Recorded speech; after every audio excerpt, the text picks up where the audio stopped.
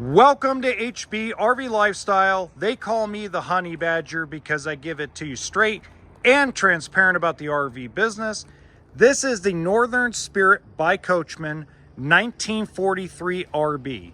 Now this brand has a really interesting story which I'll talk about during the entire walkthrough. If this is the first time that you have seen one of my walkthrough videos, I take about 5 to 10 minutes to walk around the whole unit, talk about the entire thing. There's no special cuts or editing or special effects or sound effects. We're just gonna have a good time talking about it. First off, one of the things I wanna notice or tell you is that it does have the power tongue jack. It has two 5-gallon propane tanks, spare tire, and room for two group of 24 12-volt batteries. Now, what really pisses me off about this trailer is the underbelly storage. This underbelly storage is pathetic. Now, the reason why it's pathetic is because of what their vision is for the bedroom, and we'll go over that a little bit later. But to me, you've taken out the whole purpose of having a wide, taller basement storage type of thing with a travel trailer. Now, one of the great things about this travel trailer is the weight. The GVWR is 6,500 pounds.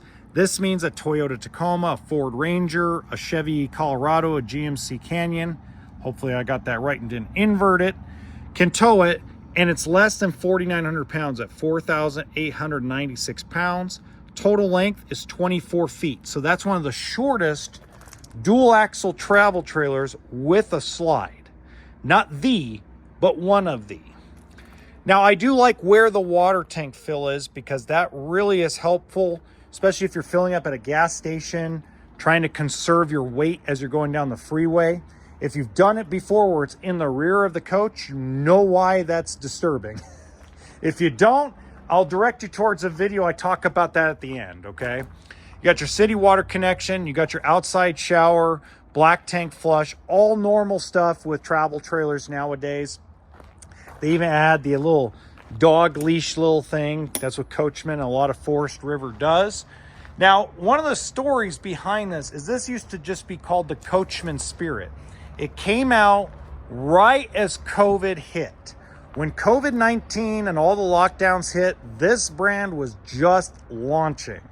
And it was called Just Spirit. And I liked it better. I liked it, it ran off the tongue better, Coachman Spirit. Now, I do like the wide axles for balance. I do like the old school steps. I know a lot of people like the fold-in steps. I'm still a fan of these, only because I deal with them all day. So it's real easy to move a lot around and fold those in and just hop in and out of the coach as I need to.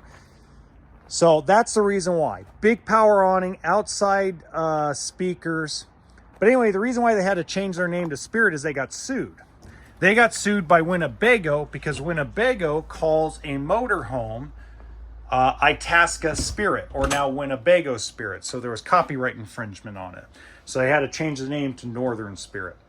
You got recliners with cup holders. These are the manual ones. So we're going to sit down, we're going to pull the string, and voila, we got a recliner on each side.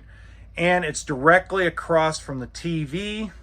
You got lots of space around, including the bar stools. So you can have 4 people in here sitting around, talking, having a good time. Usually when you're buying this, you're not going to have the grandkids or the kids go with you. This is you guys having fun. Grandkids can go sleep in a tent. Especially if you want a fuel economy type SUV or a lightweight truck. This is perfect for you. This is the bed setup. This is their idea of separation from everybody else, is having the drawers. Now, how it was explained to me when they first told me about this was that they wanted to give you an area to be able to sit down and put on your shoes, pull up your pants, put on your undies. I think it's a waste. Let me know in the comments section what you guys think. I'd rather have the wider pass-through storage. I think this is an absolute waste of time and a waste of materials. Okay. Now, I do like the fact it is a full queen size bed. You don't get those a lot in little tiny travel trailers. I like the closet. I like the cabinet space going up above. I'm not going to open all of them. You saw just 2 of them. I do like also they have outlets on each side of the bed. I'll go back to that in a minute. They even give you a pantry right next to the television in the bar area. So just give you an idea, you have USB chargers and 15-amp plug on each side of the bed along with a nightstand. So again, you can't get everything you want. I understand that. Being in this business for 15 years, I understand you can't get perfection, but just to me, what a waste, right? Okay, this is the other waste. They're not going to get away from it. I've tried. I'm tired of telling them go to a one-piece sink. They go to a two-piece every single time. Stainless steel. I understand. It's who they buy from. It's their philosophy. I just don't agree with it.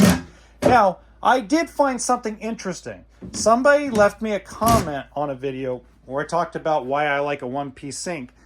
And they said, well, they've heard guys like Josh, the RV nerd, say, well, I like two-piece sinks. So yeah, everybody has their own personal preference, but there's just sometimes like a lack of common sense in RV builders. Like common sense would say, let's say that costs an extra $3 to put a one-piece sink in. You're going to satisfy more people doing that than you are doing the two-piece. 3-burner stove. This has become very much a standard and staple in the business. Small little oven for like cookies and little pizzas. Drawers, really nice. They come in and out really nicely. They latch and close properly as well. But outside of that, the storage is lacking. But again, small travel trailer, so hard to complain. They give you all that counter space, but don't give you a lot of storage. So, c'est la vie. And then, of course, we know what that's for. Another pantry area by the door next to the refrigerator. So again, the lack of actual kitchen storage is made up in other areas. I do like this 12-volt refrigerator.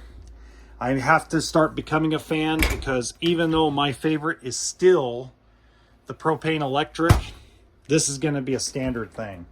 I'm going to do a video at the beginning of the year that explains some interesting stuff that might blow your mind. Stay tuned for that. In fact, if you like this video and you want to be notified when I do other cool little videos like this and about the business, subscribe to the channel. And don't forget the like button. Decent bathroom. It's not great. It's small. You really feel, I feel claustrophobic. So I sat here when I got this trailer and it's like I move around, sorry about the little Blair Witch, and I feel like I'm in a sardine can. So that's how they get so much in a little trailer. They shrunk the bathroom and grew everything else. And again, there's different strokes for different folks, and that's the real truth behind it. Now, in the top right-hand corner of this video, you're going to see another small, lightweight travel trailer that I filmed that I think you're going to find interesting.